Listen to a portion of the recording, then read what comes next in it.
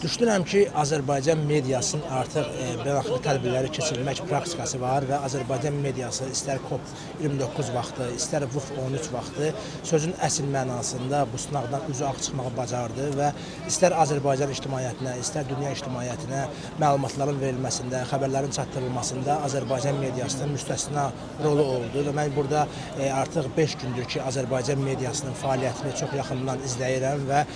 5 gün ərzində media nümayəndələrimiz səhər axşam bilmədən bütün məlumatları canlı yayımlar vasitəsilə ən son məlumatları, ən son xəbərləri çatdırırlar və çox sevindirici haldır ki, təkcə ölkəmizin ministri bütövlükdə bu WUF13 tədbirinə dünya mediası da diqqət mərkəzinə ayırır və istər xarici mətbuatda, qardaş Türkiyə mətbuatında biz WUF13 ilə bağlı tədbirlər haqqında, panellər haqqında ətraflı məlumatları şahid edirik. Bu çox sevindirici bir haldır və bu da faktdır ki, artıq Azərbaycan təkcə belə deyək, yerli layihələr yox, beynəlxalq tədbirlərin keçirilməsi baxımından da nümunəvi bir ölkədir və Azərbaycanın artıq nümunəsindən, Azərbaycanın təşkilatçılığından artıq dünya ölkələri də faydalanırlar. Bu baxımdan da düşünürəm ki, həm Azərbaycan mediası, həm Azərbaycan ictimaiyyəti, Azərbaycan qeyri-hökumət təşkilatları və digər qurumlar hamısı əl-ələ verərək ki, bu WUF13 tədbirlərində ölkəmizin imicini növbəti dəfə beynəlxalq aləmdə ən yüksək səviyyədə tanıtmağı bacardılar.